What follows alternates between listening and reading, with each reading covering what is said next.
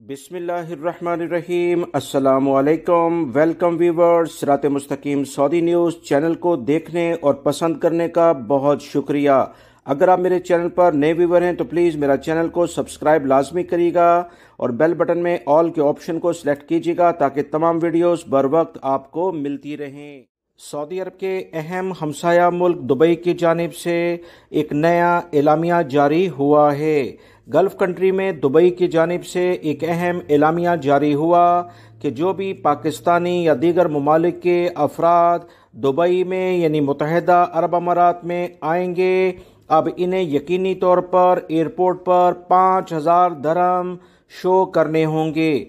अगर इनके पास 5,000 दरहम नहीं होंगे तो इन्हें दुबई में आने की इजाज़त नहीं होगी। इब्तदाई इतलात के मुताबिक दुबई में तो बाकायदा ये कानून नाफिज हो गया है, बाकी दीगर जगहों पर भी ये नाफिज होने जा रहा है। 5,000 दरहम एक बड़ी अमाउंट है जो खास तौर पर विजिट वीजे पर आने वाले जो तकरीबन 10,000 से जायद पाकिस्तानी रोजाना की बुनियाद पर 40 से 50 फ्लाइट्स के जरिए दुबई में विजिट के लिए जाते थे और दीगर उनका रोजगार इससे मुंसलिक था, उनके लिए मुश्किलात खड़ी हो जाएंगी।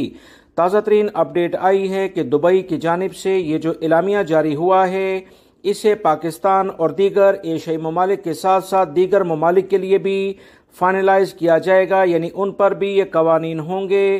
पहली इतलात के मुताबिक पाकिस्तान, इंडिया और दीगर ममालिक के लिए ये कानून शुरू हो गया है। मजीद ताज़ा तरीन अपडेट जानने के लिए मेरे चैनल को देखते रहें। मिलते हैं एक नई वीडियो में। इस वीडियो को लाइक करके शेयर भी कीजिएगा। अस्सलामु अलैकुम।